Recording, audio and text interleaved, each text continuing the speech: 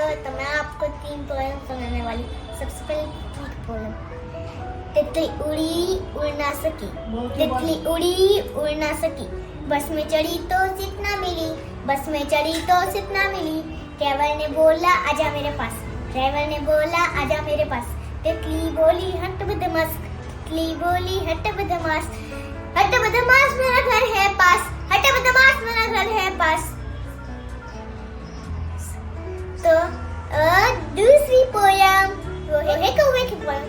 एक कौवा प्यासा था, इधर उधर भटक रहा था, दूर से एक घड़ा दिखा, दूर से एक घड़ा दिखा, घड़े में पानी थोड़ा था, घड़े में पानी थोड़ा था।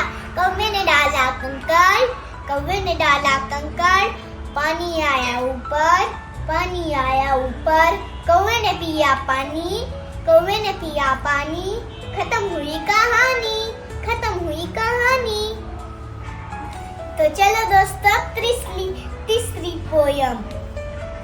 ABCD घोड़ा दौड़ाओ, घोड़ा नी टांग टूटी मलम लगाओ, मलम ऊपर माखी बैठी चादर ओढ़ाओ, चादर नो छेड़ो फाट्यो दर्जी बोलाओ, दर्जी नी सोय टूटी लोहार बोलाओ, लोहार नो हाथ भाग्यो डॉक्टर बोलाओ, डॉक्टर ने पेटी चुराई पुलिस बोलाओ, पुलिस ने टोपी उड़ी ताली बजाओ।